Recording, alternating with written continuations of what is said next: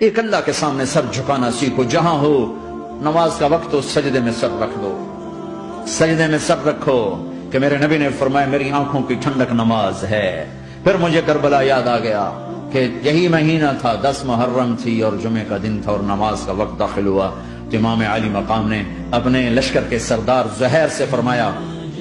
ان سے کہو جنگ بند کریں یا تھوڑی دیر کے لیے رک جائیں، میں نماز پڑھ لوں،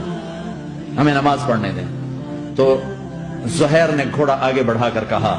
شمر سے تھوڑی مہلت دو، ہم نماز پڑھ لیں، پھر تم نے جو مرضی کرنا ہے کرنا ہے، نماز تو پڑھنے دو۔ شمر نے کہا ہم نماز نہیں پڑھنے دیں گے۔ ایک اور کوفی کھڑا تھا، اس کا نام حسین بن نمیر، کہا تمہاری نماز ہوتی ہی نہیں۔ انہوں نے کہا لعنت ہے تم پر، جس گھر کی طفیل نماز ملی ان کی نہیں ہوتی۔ تو انہوں نے واپس آ کر عرض کی حضور وہ نماز پڑھنے کے لیے جنگ نہیں روکیں گے۔ کہا اچھا پھر ہم نماز تو نہیں چھوڑ سکتے۔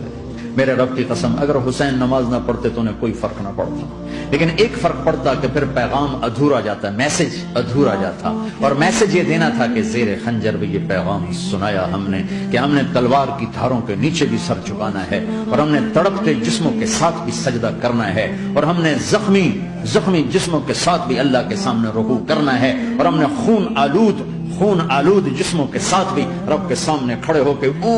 آنے والی نسلوں کو پیغام دینا ہے کہ نماز وہ ہے جسے اس وقت میں بھی نہیں چھوڑا جا سکتا۔